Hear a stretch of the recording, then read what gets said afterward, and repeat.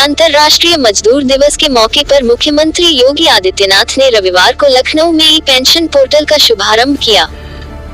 इस पोर्टल के आने के बाद उत्तर प्रदेश के करीब 12 लाख पेंशन धारक लाभान्वित होंगे। उत्तर प्रदेश शासन के द्वारा ई पेंशन पोर्टल का शुभारंभ भी किया जा रहा है, जिससे प्रदेश के 11.5 लाख कार्मिक सीधे लाभान्वित होंगे। मैं इस अवसर पर आप सबको हृदय से बधाई देता हूं, आप सबके प्रति अपनी शुभकामनाएं भी देता हूं। इस पोर्टल के जरिए रिटायर्ड होने वाले राज्य सरकारी कर्मचारियों के लिए ऐसी व्यवस्था की गई है, जिससे रिटायरमेंट के 3 दिन के भीतर ही उनकी ग्रेजुएटी तथा अन्य सभी राशियों की जानकारी पोर्टल पर उपलब्ध हो जाएगी। मुख्यमंत्री ने कहा कि सरकारी कर्मचारियों को रिटायरमेंट के बाद अब ज्यादा परेशान नहीं होना पड़ेगा। वित्त विभाग ने चिंता की, अपर मुख्य सचिव वित्त और उनकी टीम ने पोर्टल विकसित किया और आज प्रदेश के लाखों कार्मिकों के जीवन में एक परिवर्तन लाने वाला एक ऐसा अवसर हम सबके सामने है। आपने देखा होगा 31 मार्च को जो लोग रिटायर हुए, ऐसे 1220 कार्मिकों का भुगतान उनके खाते में सीधे ऑनलाइन चला गया है। आने वाले समय में किसी भी रिटायर होने वाले कर्मचारी को कहीं भी परेशान होने की आवश्यकता नहीं। 6 महीने पहले रजिस्ट्रेशन करना है और रजिस्ट्रेशन करने के बाद डीडीओ इस प्रक्रिया को आगे बढ़ा करके 30 दिन के अंदर पूरी जानकारी जो भी उन्हें लेना है वो जानकारी लेगा।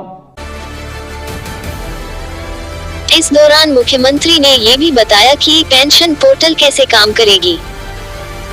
सबसे अच्छी बात वो है कि कॉन्टेक्ट लेस है, आपको कहीं जाना नहीं, ऑनलाइन रजिस्ट्रेशन करना है, सारी प्रक्रिया ऑनलाइन होगी।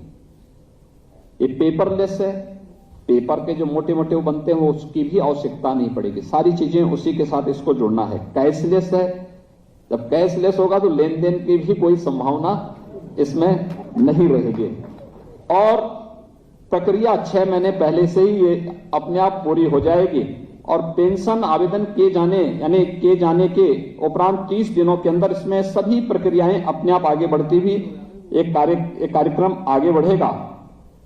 ऑनलाइन डैशबोर्ड द्वारा ये पूरी तरह अनुरक्षित भी होगा। इसके अलावा और भी अन्य तमाम प्रकार की उन उपलब्धियों से भरा हुआ यह एक सुविधा आज प्रदेश के अंदर उपलब्ध कराई जा रही है और उत्तर प्रदेश पहला राज्य होगा जिसने अपने पेंशन धारकों को यह सुविधा उपलब्ध करवाने की कार्रवाई किया। वहीं मुख्यमंत्री योगी आदित्यनाथ ने कहा कि पेंशन की ये योजना उन पेंशन धारकों के लिए सम्मान का विषय है, जिन्होंने अपने जीवन का एक लंबा समय सरकार को दिया है। मुझे लगता है कि पेंशन आपने सरकार के साथ जो एग्रीमेंट किया है उस एग्रीमेंट के क्रम में ये पेंशन आपको प्राप्त हो रही है। जो आपने यहां पर कार्य किया है वो कंट्रीब्यूशन कर्मचारी का भी होता है, स्टेट का भी होता है, तो आपको मिल रहा है एक कर्मयोगी के रूप में जो योगदान आपने दिया है, तो आप पेंशन भोगी नहीं, पेंशन योगी के रूप में ही आपका सम्मान इस रूप में होना चाहिए। साथ ही मुख्यमंत्री योगी ने वहां आए सभी पेंशन धारकों को एक नसीहत भी दी। उन्होंने कहा कि नौकरी काल में आपने जिस क्षेत्र में काम किया है उस काम को वो रिटायरमेंट के बाद अपने अपने क्षेत्र में कर सकते हैं। होता है कोई भी पेंशन धारक होता है, उसके पास जीवन का 35 से लेकर 35-40 वर्ष का एक लंबा अनुभव होता है और ये लंबा अनुभव ही वास्तव में व्यवहारिक ज्ञान है। आपने जैसा जीवन जिया है लोगों को उसके अनुरूप बनाने और उसके अनुरूप उन समस्याओं से, उन चुनौतियों से बचाने के लिए सही उपाय आप दे पाएंगे, उनको बता पाएंगे कि देखिए इस समस्या का समाधान इस रूप में हो सकता है। हम देखते हैं बहुत सारे ऐसे कर्मचारी होते हैं जिन्होंने लंबा समय एक पटल पर एक कार्य के साथ आगे बढ़ाया है और जब अपना प्रेजेंटेशन, अपना अनुभव बताते हैं तो अनुभव वर्तमान के लिए और आने वाली पीढ़ी के लिए अत्यंत उपयोगी हो जाता है। अलग अलग क्षेत्र से जुड़े हुए लोग इस क्षेत्र में जुड़ सकते हैं और उससे लाभान्वित हो सकते हैं। मुख्यमंत्री ने कहा कि प्रदेश सरकार ने प्रत्येक श्रमिक हो, चाहे प्रवासी हो या अप्रवासी, सभी का ख्याल रखा है।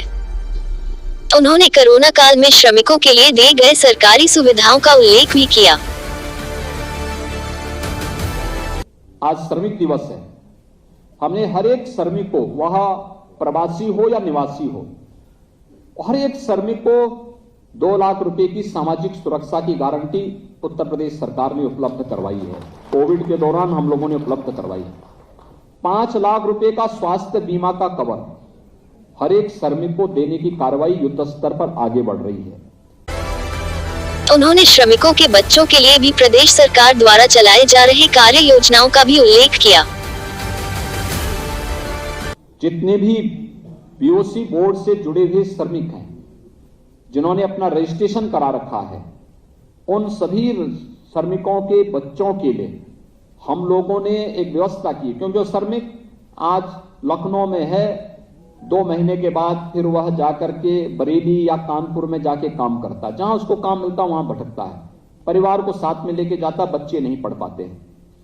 उनके बच्चों के लिए कोरोना कालखंड में जो बच्चे अनाथ हुए थे, उन बच्चों के लिए, जो बच्चे अनाथ हैं उनके लिए भी, और साथ साथ हमें उसमें जोड़ना चाहिए रेलवे स्टेशन पर, बस स्टेशन पर या इधर उधर तमाम ऐसे बच्चे भटकते हैं जिनमें प्रतिभा तो है, लेकिन उचित गाइडेंस के अभाव में उन बच्चों को पठन पाठन का कोई बेहतर माहौल न होने के नाते बाद में गलत मार्ग पर वे जाते हैं और अपराध की दुनिया में जाकर के अपनी पूरे जीवन को बर्बाद करते हैं।